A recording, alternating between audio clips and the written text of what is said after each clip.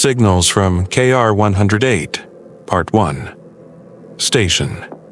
Cassiopeia 7 inches had been my home for 3 standard years, if one could call this metal cocoon, lost in the middle of a silent plain on planet KR-108, a home.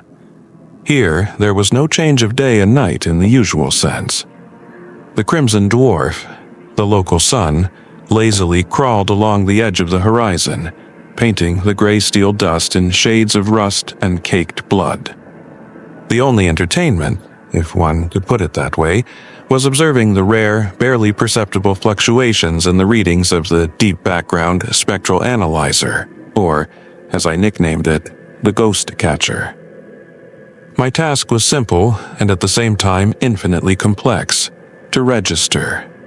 To register everything that deviated from the norm.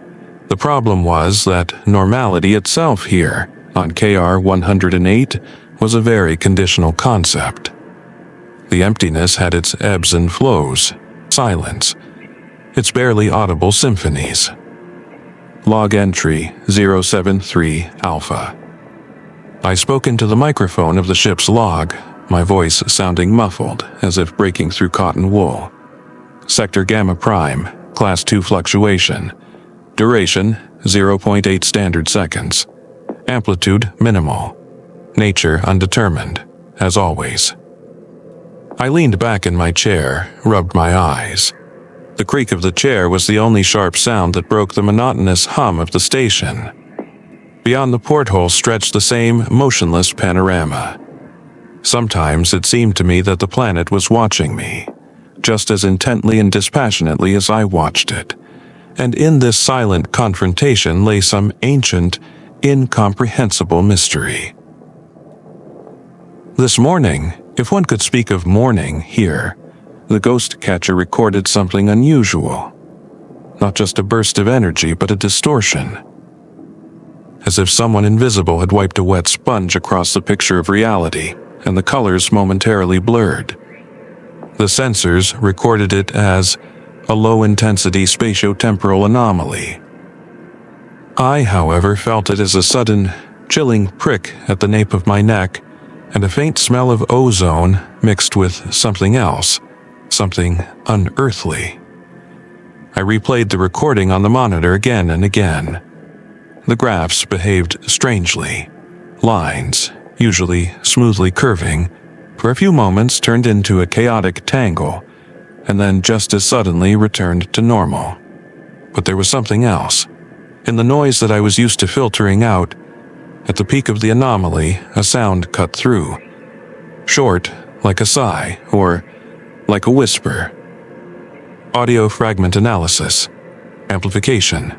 Noise filtration. I leaned closer to the speakers.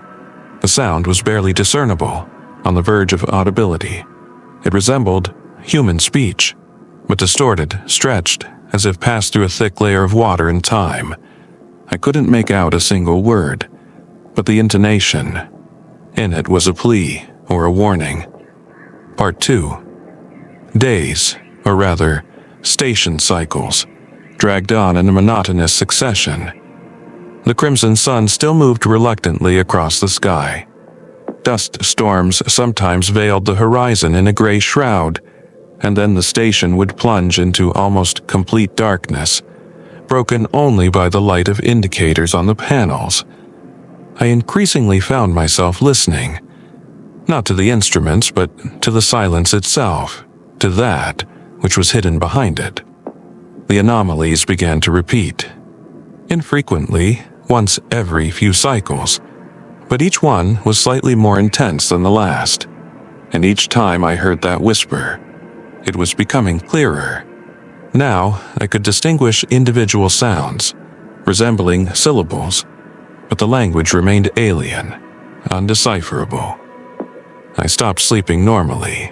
Sleep was troubled, filled with images of this desert, distorted faces I had never seen, and this obsessive whisper. It began to seem to me that the station, my only bastion of sanity in this silent world, was also beginning to change. Sometimes, in my peripheral vision, I noticed fleeting shadows in the corridors where they shouldn't be. Objects left in one place would turn up in another.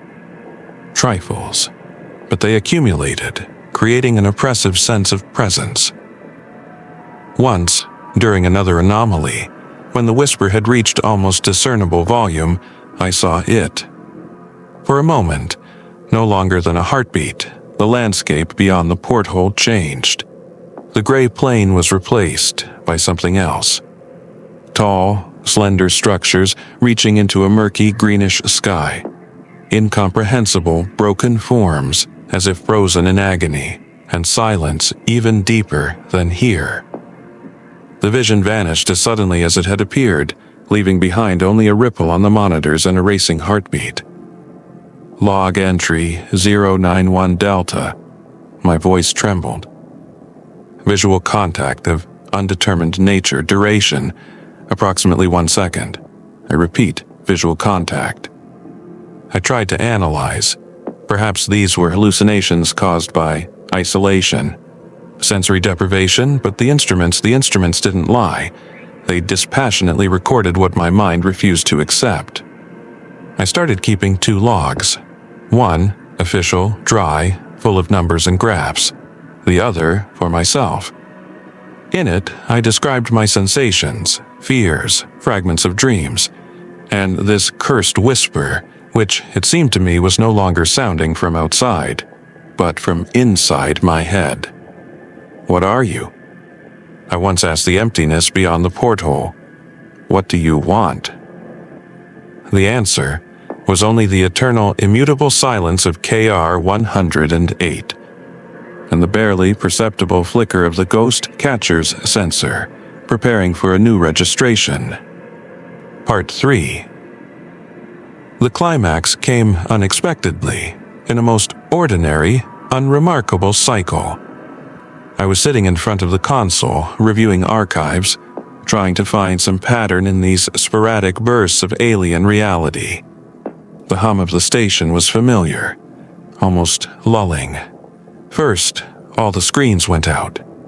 Then, the emergency lighting, leaving me in semi-darkness, dispelled only by the faint light from the manual control panel.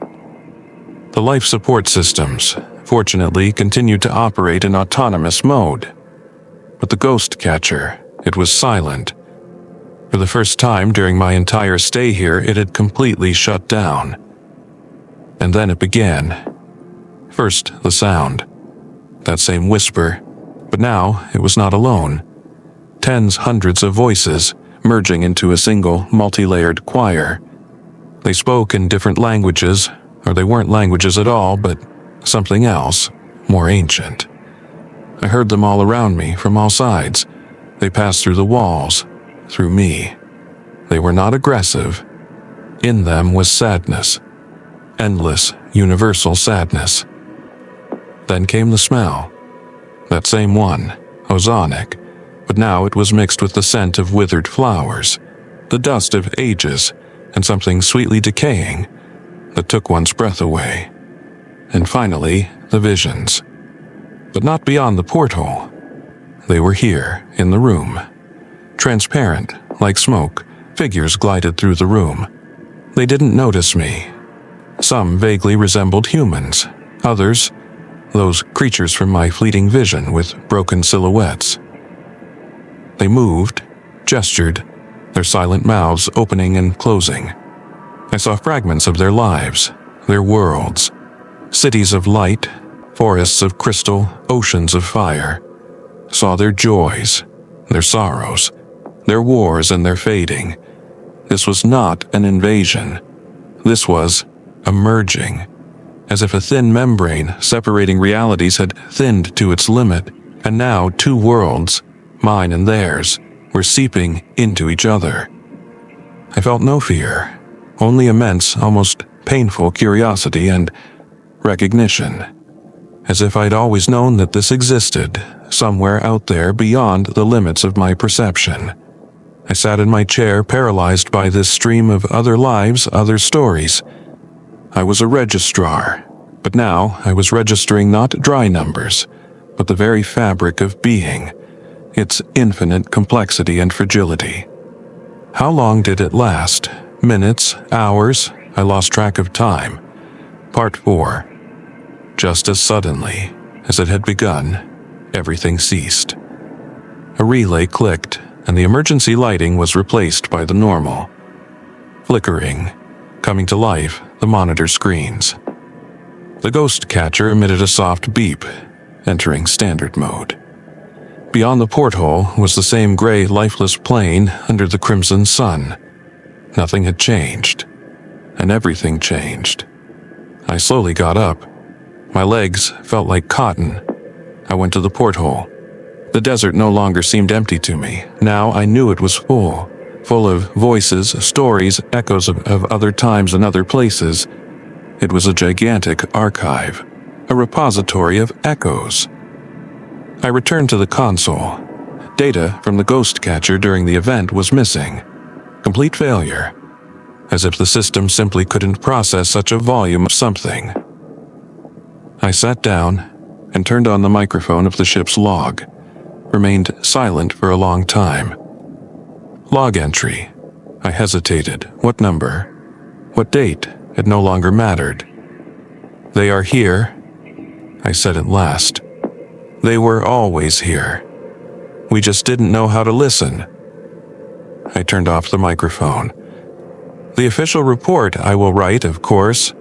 Something about a unique gravitational resonance that caused a system failure and sensory artifacts. Something that they will accept there, on Big Earth. But for myself, I knew the truth. I was no longer just an observer. I had become a part of this place, part of its silence, its whisper, its endless, sad mystery. I looked at my hands. They were trembling slightly, or was it just the play of light from the monitor? I closed my eyes, and for the first time in a long while, I smiled. Now I knew that even in the deepest emptiness there are voices. One only needs to learn how to register them. Not with instruments, but with that inexplicable, anomalous state of consciousness, where the boundaries between the reality of worlds simply blur. And wait, for the echo always returns.